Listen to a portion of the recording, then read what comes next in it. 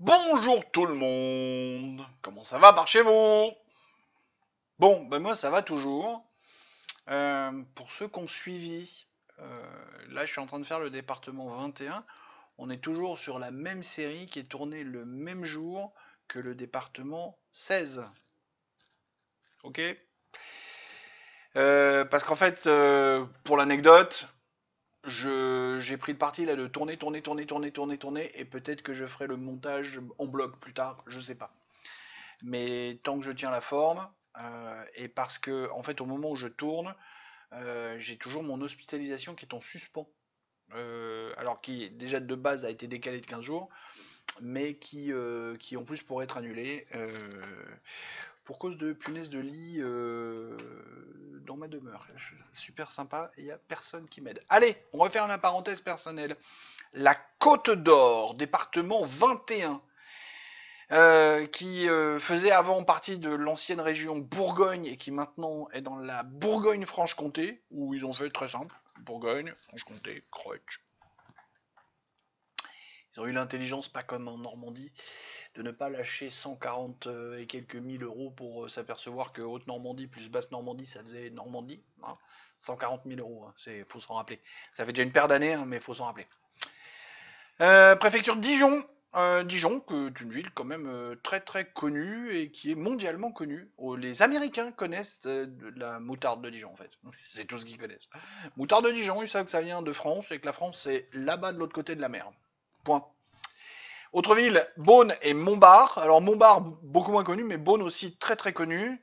Date de création, bah, c'est le département normal hein, qui a été issu de la, comment elle s'appelle, de la Révolution.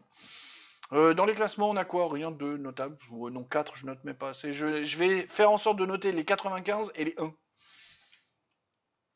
1. Dans les cours d'eau, on a la Saône et l'Aube. Alors l'Aube, on a vu hein, avec département numéro 10, avec 3, qui en fait se fait juste traverser par l'Aube, parce que c'est son département qui tient le... Alors, département 10, c'est l'Aube, comme le cours d'eau. Hein. On a la Saône, qui est aussi un cours d'eau, hein, qui nous donnera le nom d'un département 70, comme mon année de naissance, la Haute-Saône. On a la Seine, qui prend sa source, c'est ça oui, qui prend sa source sur le plateau de Langres qui est dans le département 21. Pourquoi j'ai noté Massif Central, moi? Parce que le Massif... Si, encore un bout de Massif Central à cet endroit-là. Bon, si je l'ai noté, c'est que ça doit être... Ouais. Wikipédia a dû me le dire, ou un truc comme ça. Je suis un peu étonné, mais alors ça doit vraiment être la fin, toute fin du Massif Central. Non, non, non, je pense que j'ai noté une bêtise. Et que j'ai pas corrigé. J'ai l'air un peu... Hein, c'est pas... Dites, je peux jouer 3 secondes? Je peux? Je joue ou pas? Regardez. Hop, il n'y a plus. Oh là là là là là là là là, le tricheur. Non, c'est pas de massif central, ça. Bon, on vérifiera. Vous me dites? Vous mettez grosse patate, tu t'es planté. Ou bravo le chauve, t'as gagné. Voilà. Mettez ça dans les commentaires, ça va être très marrant. On a un petit peu plus de choses à dire sur ce département que sur le précédent département de Corse. Moi, j'ai noté que Gustave Eiffel est né à Dijon. Et Gustave Eiffel, c'est sympa. Il paraît que c'est un mec sympa. Il paraît. J'ai pas vu le film, parce que le cinéma français, c'est pas mon truc, ça avait l'air d'être nul comme film. Et puis, il y a deux, trois personnes qui m'ont dit oui, non, non, mais c'est nul, ça raconte pas vraiment sa vie. C'est complètement romancé avec des trucs réinventés. Il paraît.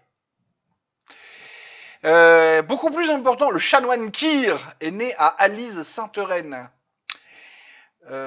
Kir, hein, K-I-R, le chanoine, c'est un chanoine qui a inventé le fait de mélanger de la crème de cassis, qui fait partie du patrimoine bourguignon, mais plus précisément de la région de Dijon, du Dijonais, du vin blanc, ça, moi j'adore. J'adore. Et alors vraiment, une grosse préférence pour le kir normal avec du vin blanc, mais pas de champagne. Le kir royal, je n'aime pas trop. Et par contre, je fais pas forcément au cassis, j'aime bien la crème de mûre. Voilà. Donc comme je disais, crème de cassis, région de la Bourgogne, voilà. Dijon est la capitale de la Bourgogne avec son château très très impressionnant. C'est un très gros château au milieu de la ville. Moi je me rappelle, Dijon, j'y ai passé, je sais plus si c'est 3 ou 6 mois quand j'étais gamin. Je crois que c'est parce que je vous ai forcément dit que à un moment ou un autre que mon père en fait faisait les centraux téléphoniques, les centraux PTT à l'époque. PTT comme poste télégraphe télé, je sais plus quoi. Et mon père, dans la fin des années 70 et début 80, faisait des chantiers en tant que chef d'équipe pour brancher tous les câbles pour faire les autocommutateurs. Ce qui fait qu'aujourd'hui, si on téléphone avec les 10 chiffres, c'est en partie grâce à son boulot. À lui, plus tous ses collègues, hein, parce que c'était une boîte de 3 ou 4 000, CGCT, il y avait 3 ou 4 000 personnes. Dijon, il a fait un chantier là-bas, je sais plus, c'est 3 ou 6 mois, mais j'étais gamin, j'avais 5, 6 ans, 7 ans, dans ces eaux-là, je me rappelle pas bien. Je me rappelle par contre du très très très très gros château qui paraît-il vaut vraiment le détour. À Beaune, les fameux hospices de Beaune avec la traditionnelle vente aux enchères des grands crus, hein, qui est impressionnante et c'est couillon parce qu'en fait les bouteilles concernées valent tellement cher que ben, sont jamais bues alors que ça devrait être super bon. Mais bon. Mais ils font d'autres productions à côté, plus en tout venant qu'on peut acheter. Un peu cher, mais en même temps, c'est tous les vins de Bourgogne qui sont un peu chers parce que ce sont des vins qui sont un peu risqués et qui ne se fabriquent pas exactement comme les vins de Bordeaux. Les vins de Bordeaux sont des vins très moyens, c'est-à-dire il n'y a jamais d'excellentissimes grands crus ou de super navets dégueulasses. Alors qu'avec un Bourgogne, vous prenez plus de risques. Il y a moins de vins dans la moyenne. Mais parce que les parcelles sont pas les mêmes, la vinification est pas la même. Enfin, il y a plein. Entre un Bordeaux et un Bourgogne, c'est le jour et la nuit. Et pourtant, ça reste du vin. Je ferai peut-être une émission ou deux sur le vin parce que la culture du vin, pas le fait d'en boire, on n'est pas des pochetrons non plus, mais la culture entre la dégustation, la préparation, le raisin, tout ça, on peut faire une petite série sur le vin. Tiens, dites-moi dans les commentaires si c'est un sujet qui vous intéresse. Stéphane, pas la peine de faire 14 commentaires pour dire il y a 14 mecs qui en veulent. Les hospices de Beaune, j'en étais là. Alors, la Côte d'Or est le seul département français à ne pas posséder un nom d'origine géographique mais poétique. Le gentilé, vous l'avez vu, c'est les Côtes d'Oriens. C'est mignon.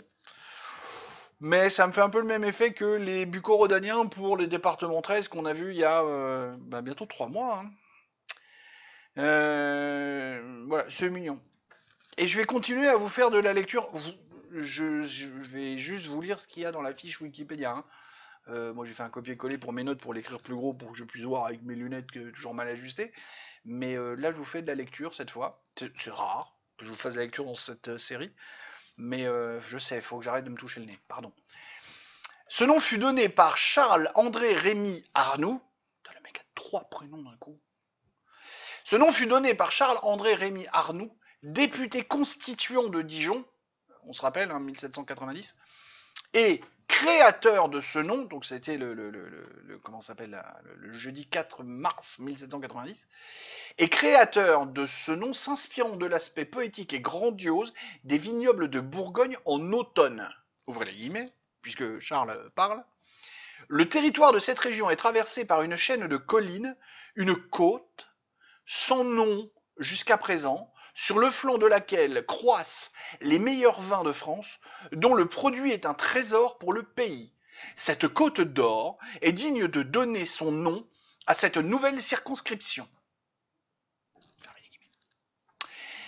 Il mit ainsi fin à un débat autour du nom de ce département qui fut, même durant un court instant, appelé le département sans nom. Cette origine du nom est mise en avant par le conseil départemental de la Côte d'Or. Parce que vous l'aurez remarqué, et je crois qu'on en a parlé dans les premiers épisodes, ou dans le cadrage, bref, vous retrouverez. Tous les départements ont un nom en lien soit avec une montagne, un cours d'eau, le fait qu'ils soient en bord de mer, ou des choses comme ça. Sauf celui-là. Et donc ça a été décidé, comme je vous le dis, le jeudi 4 mars 1790, au moment où ils ont dessiné les circonscriptions. Enfin, les départements dans lesquels il y a les circonscriptions. Des circonscriptions pour les députés D'où le fait d'avoir 577 députés à l'Assemblée. Je déborde un peu sur la culture politique. Parce que, alors ça n'a pas toujours été ce nombre-là, hein. C'est juste que dans les départements, il y a un certain nombre de circonscriptions, et quand on compte toutes les circonscriptions, on arrive à 577. Il faut savoir qu'un député représente une portion du territoire français. Et en même temps, il représente toute la France. C'est un peu compliqué pour les députés. Mais quoi qu'il arrive, une fois qu'il est élu, même si vous n'avez pas voté pour lui, vous devez aller le voir quand vous avez un problème, quand vous avez une question à soumettre, quand vous avez une revendication, quand vous voulez faire monter l'info à l'Assemblée nationale. Quoi qu'il arrive, que vous ayez voté pour lui ou pas, quelle que soit son idéologie à lui, il se doit de faire entendre votre voix parce que vous êtes son administré. Refermons la parenthèse de la culture politique parce que au moment où ce lundi là, au moment où ça sort, je ne sais pas si j'ai lancé ou pas la culture politique. Je ne sais pas si peut-être que je serai à l'hôpital en fait en ce moment. Je ne sais pas parce que voilà, parce que je sais pas, en fait, c'est un peu mis en suspens. Toujours pour la même chose, puisque on est toujours, hein, depuis la Charente, on est toujours sur la même lancée. Voilà, oula, oui, 11 minutes. Allez, il y a encore des gens qui vont me reprocher de faire un truc trop long et que je blablate et tout ça et tout ça. Je vous aime aussi. Je vérifie toutes mes données, machin. Ah non, la Saône, l'Aube et la... Non, ça, on en a parlé. C'est pour ça que j'insistais au début, justement, pour vous dire que c'était pour faire l'introduction intellectuelle du fait que c'était le département sans nom. Oui, il y a beaucoup de guillemets aujourd'hui. Allez, on va pas insister plus lourdement. Les grincheux ont déjà fait clic. Ah, je m'en vais, j'en ai marre de voir sa tête de chauve, toujours bien rasée, hein. Vous avez vu, c'est beau, hein. Pas grand chose de plus à en dire. Des bisous, je vous aime tous. Et surtout, revenez la semaine prochaine.